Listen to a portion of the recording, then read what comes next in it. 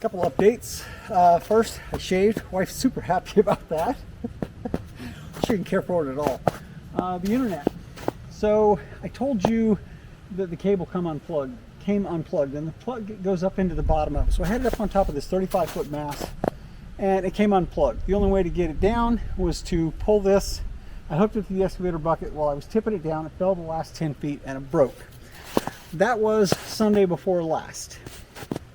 And I'm only saying this because for people who are considering Starlink, you need to be aware of this. There is a 0 number to call Starlink. You cannot call Starlink for customer support. The only thing you can do, and you'll have an account if you have one of these, is go online and submit a ticket. That was Sunday the 29th of January. It broke, and I'll show you where it broke. So first, that corner hit, and it broke. So I taped it back. But up in here, this is all broken. There is, and I don't want to take it down, but there's a set of gears here, like pinion gears. And then this shaft right here has a smaller diameter that continues up, and it's captured. Basically right now, this entire thing is just sitting on those gears. It happens to be balanced, but it is, I mean, as you can see, it's quite broken. So I temporarily kludged that together just so we could get internet so that I could get support. It's not working great, but it is working. So January 29th, I submit a ticket about 10 o'clock in the morning. About midday, I got an automated response back, and I said, it came unplugged, I was taking it down, the antenna broke, and I need to buy a new one. That's all I want to do is buy a new antenna. And I got back a response that said, we're sorry to hear your problems, please check your cables, your power. It was basically a bot response. And then nothing happened. 3 days later, I still hadn't heard anything. And this is why you need to be aware of this, because for anybody who thinks you don't rely on your internet, cut it off for 3 or 4 days. It is, I don't want to say it's as important as electricity, but obviously you don't need it to survive, but it is a mainstay of what most of us do. Anyway, 3 days later, a friend of mine says, well, why don't you just keep submitting tickets? And so I submitted the exact same thing, but I said ticket 2. In parentheses on the end of it, and I referenced the first ticket. I'm thinking I'm just going to keep doing this until I get a response. I immediately got back a response from a bot again that said, we're sorry, but this is a duplicate ticket and we're going to go ahead and close it. So they have a system to shut that down, so you have no phone number, no way of elevating support, and that was at 3 days. Out of day 4, I get back a response from them. Again, it's an automated system response, and it says, we recently closed a ticket. Please tell us how we did on customer service. This was the second ticket their system closed, not the first ticket they hadn't responded to. To that point, in 4 days, I had not received any contact from a human being. And I sat on it for a couple of days, waiting. So it's now been, yesterday was 9 days. And I finally got a response because on day 8, I did fill out the survey. And I gave it the lowest marks I could. And then there's a spot where you can say why you gave it the lowest marks you could. So I referenced everything I did. I said, you know, I understand it was my fault. I broke it. I just need to buy a new one. I don't need someone to help me with troubleshooting. I just need to buy a new one. And according to your website, it says right on it, if you need replacement parts, you have to submit a ticket. So I went through it. I said, you know, then I put in a ticket. Your system closed it down. It's now been 8 days and I have yet to be contacted by a human. My internet is barely working. I have to come out and readjust it and this, that, and the other. And even when it's working optimally, because it's down so low, it's barely working. And at the end, I basically said, how would you have rated this service? Because literally, there's been no service for 8 days. Today, I got a response, or yesterday, I got a response to my original ticket that said, we're sorry that it's taken so long. Here are your options. You can buy an entire new system. They don't sell just the antenna. And that's $600. They have refurbished ones for $250. They assured me they go through all the quality control tests, this, that, and the other. So they said, make sure your address is fine, tell us which one you want, and authorize us to charge your credit card that's on file. So I opted for a refurbished one, $250, because if it gives me any more grief, I'm just going to go to something else. What we had before worked. I think it worked as well. But anyway, I get a response today that says, we're sorry, we weren't accurate, we don't have any refurbished one, you got to buy a new one.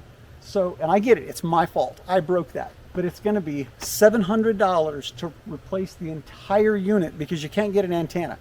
More importantly, it was 9 days before this was resolved. So had that been broken and I couldn't have got it functioning, we would have been 9 days with, or 8 days with zero contact from any human for an internet system that I think at this point internet service is pretty critical. So that is not customer service. The fact that you have no way, literally no way to contact them, no way to elevate your ticket, you are just dead in the water until they decide to bless you with their attention.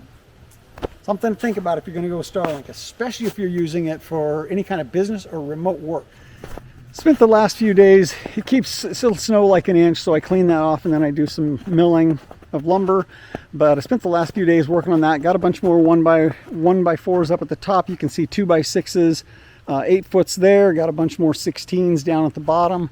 So we're going to be ready to go with the forms when spring comes. I'll keep working on that. That's working out pretty well. Real happy with that. Definitely better than trying to get all the snow off of it every time. And it will also help it dry quicker. But as you recall, I think I filmed it.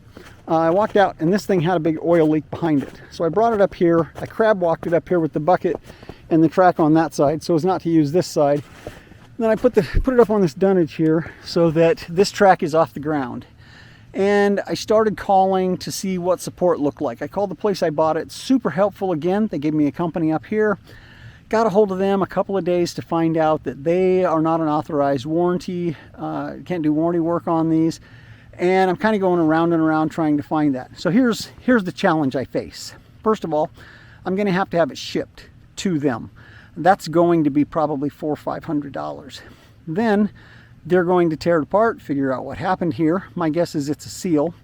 And I know these drive units I think are about $3,000. I'm hoping that's not it. I couldn't imagine that it is. There was no water in the oil, nothing like that.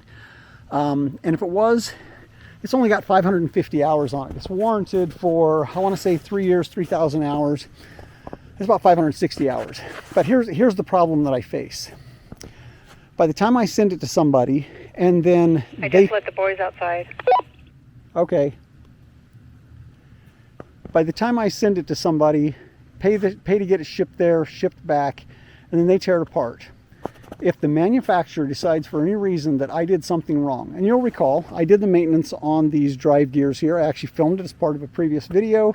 I don't think I did anything wrong, but it becomes my word against theirs, and we go around and around. The downside is, if I end up losing that argument, then I have to pay the transportation costs and the shop and labor costs at their rate. And in my experience, again, not trying to be negative, but usually the objective when it comes to warranty work seems to be their goal is to get out of having to honor the warranty. So given all those complications, I think what I'm going to do is I'm going to go ahead, tear it apart, and I'll bring you guys along. Hopefully it doesn't void the warranty. I'll film everything that I'm doing. I've already loosened the grease fitting that tightens the track. So now I've got this big long crowbar here and we'll start working that thing off. Okay.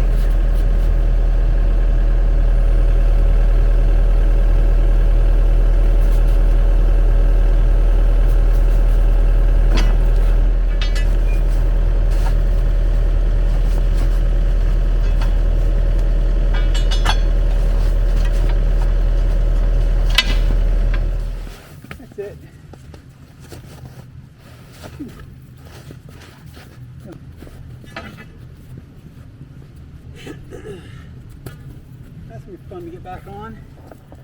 So the way this works, you've got a forward, reverse, return, probably vent line, and all this is an a hydraulic, we'll say pump. And the entire thing is one unit. You can see that it's attached with these bolts to this plate. Other than that, once I unhook these fittings and take these bolts out, this will all be, I don't want to say one unit, but it comes off as a unit. And it was leaking, I'm almost positive it's right here in this seal, because that is the only joint other than those fittings. Now I got to pull this whole unit off. So next I'm going to take those fittings off. Got the lines pulled off of that. Now I just have to take these bolts off in here. And just for future reference, I labeled them. This one's got a 1, that one's got a 2. 1 is the bottom, 2 is the top. I just noticed that says P2 and P1, so I could have labeled them as such. But if I need to come back and look at this, it is 1, 2, then the smaller one, and then of course this air vent on the back. All right, that's off. This was pointing forward. and I can see, so this oil leak right here, this is when I was taking it out, when I had the hoses unhooked. Let's get that little piece of something out of there. I can see that it was possibly pushing up here in that seal right there, but it definitely was leaking off of the bottom, which of course is the low spot. You can see there. Well, I thought winter was wrapping up, but I was wrong. It started warming up. A lot of the snow was melting a bit. We were down to probably about a foot. And then yesterday, a little bit of the day before, we got about 4 or 5 inches. I should have known. Same thing happened last year. But the wood pile's looking nice and dry. So today I'm going to do some snow removal, snow blow the drive, get the snow off of that, and hopefully do some more sawmilling. So getting a bit of wood, it's a little bit of a challenge getting them out of that pile. I'm using the grapple on the skid steer because the excavator, I'm still waiting to get that rear drive motor seal replaced. Now we're on the back half of February and it's snowing again, another couple inches. Probably said this before, but I really need to remember, when it starts warming up, don't think winter's over. Our Starlink antenna came in, you can see the old one there, and I learned my lesson. If you recall, when I put this tree up and I put it on top of it, I said that it was temporary, just to see how it would do because we're settled down in the trees. And I've learned my lesson. Temporary ends up not being temporary because you're doing other things. So I decided to do this, I'll say right. Again, this is temporary because once we go in the house, get the house done, all this will be changed. But I built that, and that is 16 feet high, and then I can raise it. I don't know if you'll be able to see, attached right there. Let me see if I can zoom in. I took on the top of it two, that's 1.5 inch, sorry, 1.25 inch pipe, 20-foot stick, and then I took 2 1.5 inch 3-inch nipples, drilled a hole on one side, welded a nut, and then cut off carriage bolts for the other side. So they're bolted to that. And then I took some more carriage bolts, cut the head off, and just welded some rebar handles on. Might be able to see them there, just T-handles. So in essence, I can get up on it.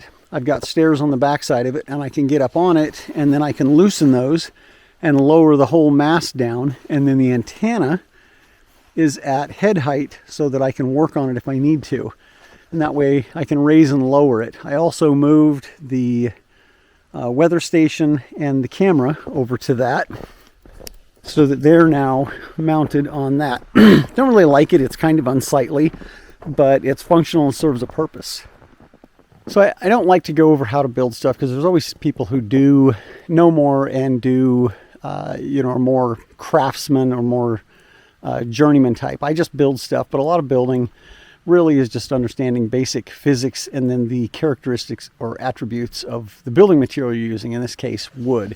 So in case my kids or grandkids are watching this, I'm going to go over some of the why I do things or did things the way that I did. You'll notice it's not attached to the building. A couple of reasons for that. The first one is the metal overhangs the building on the end, and I would have had to find a way to go up and around that, and it would have been not impossible, but it just made it more complicated. In addition, the building sits down a couple of feet lower.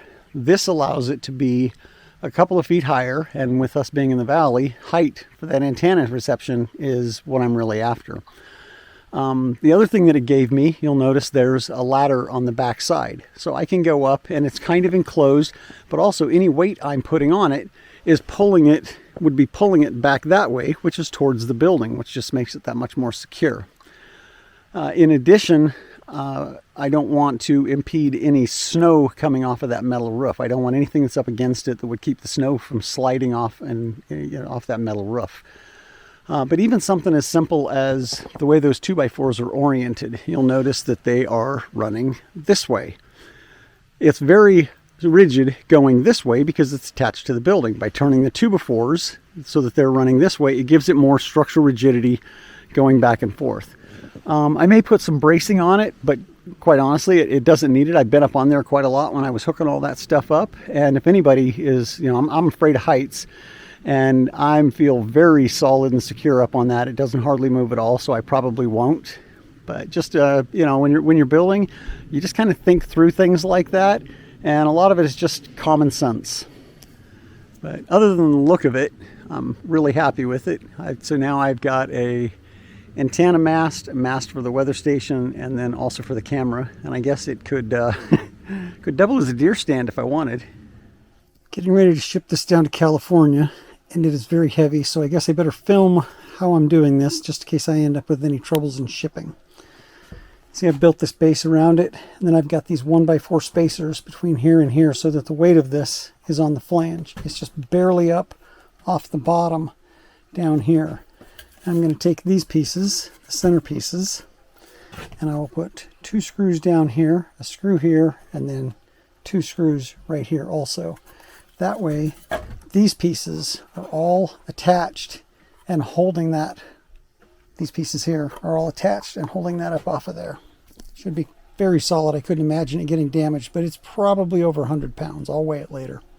2 days I snow plowed 6 inches, and here we are again. Got about another 7 inches. Stunning. Getting old, but stunning. Again, running out of places to put it. That probably goes back a good 40 feet. But on the plus side, the wood's not buried in snow. Get this thing cleaned off and get this snow blowed again. Today is March 15th. We're finally starting to get some snow down here where we're at. You can see that tower that I put up. Here's one of my piles where I've been shoveling snow. That there is starting to melt nicely. 3 days ago, that wood on the ridge right here is 8 inches. So now that's probably about 18 inches of snow on the very top. It was well over 2 feet about 4 days ago. But it started raining some and it started warming up a little bit. So we're finally starting to get some melt. We've spent the last few days working on that. The idea just being, again, there's several feet of snow over there, but to get as much of that snow removed off of that, so as it starts warming up, we can start working that much sooner. Hope to get this next section done also so that when we shoot both of these at the same time. I cleared most of this off with the skid steer and then just cut myself a path through here. And as you can imagine, this was about as much fun as it looks like, but on this side, we took it all down there and then I shoveled it off into that pile. Spend about 3 hours a day shoveling snow, then just come back and do it again. On this side, we've got it all off of the wood, and then it's all down in the bottom. That is probably about 5 feet, 6 feet deep there. Now, the fun part, I'll start pulling this one over to this side. And that way we can start working on this. As soon as we get some sun on this, it'll melt that much faster. But it's something to do. Cabin fever is definitely real. Sitting around waiting for snow to melt is not fun. As you can see there, getting some really nice sunshine into there. So it should be gone shortly. Here's an update on the garden bed. We got the grow lights on right now, just in case anybody thought we were growing Idaho's favorite rural cash crop. We're not. That's celery, tomato, onion. Over on this side, growing quite well, are several potato plants. And then I put this tarp around it just to make sure the cat doesn't try to use it as a litter box.